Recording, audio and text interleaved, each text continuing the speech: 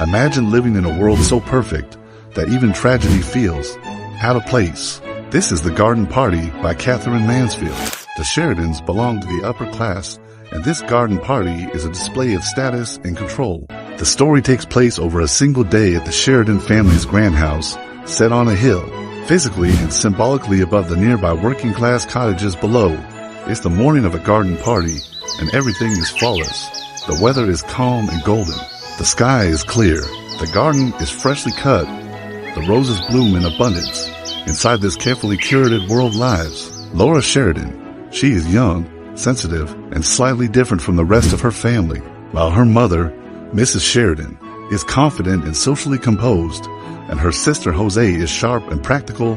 Laura is still searching, still observing, still questioning. Her first moment of discomfort comes when the workmen arrive. She tries to speak like her mother, formal, controlled, but it feels unnatural. And then something unexpected happens. The workmen don't behave the way she was taught to expect. They smile easily. They joke. They speak to her as an equal. One of them even pauses to smell a sprig of lavender. It's a small moment, but for Laura, it's powerful because it breaks a belief she has always carried that people of different classes are fundamentally different. The divide between them and us may not be real at all. But just as this thought begins to take shape, it is interrupted.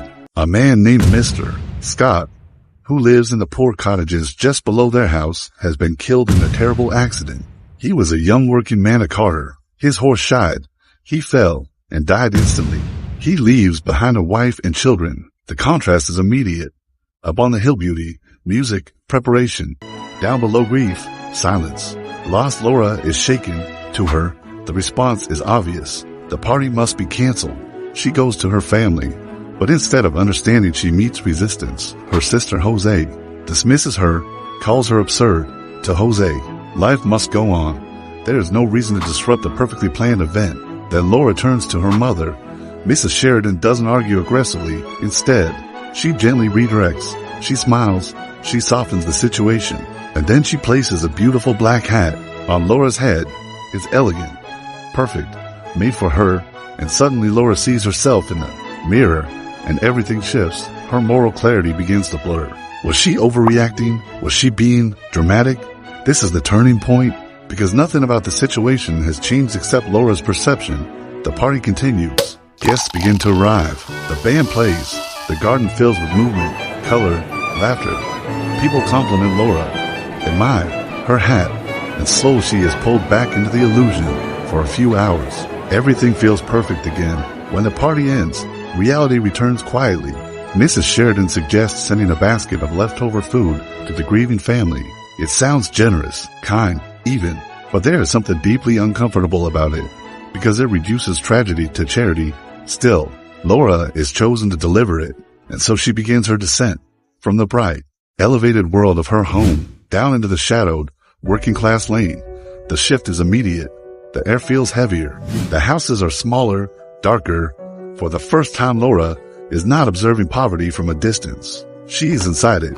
She enters the Scott household, and everything changes. The room is dim, quiet, filled with grief, and then she is led into another room, where Mr. Scott lies. But what Laura sees is not horror. It is peace. He looks calm, untouched by struggle. All the things that once seemed important, class, wealth, beauty, they fall away. Because death erases all distinction.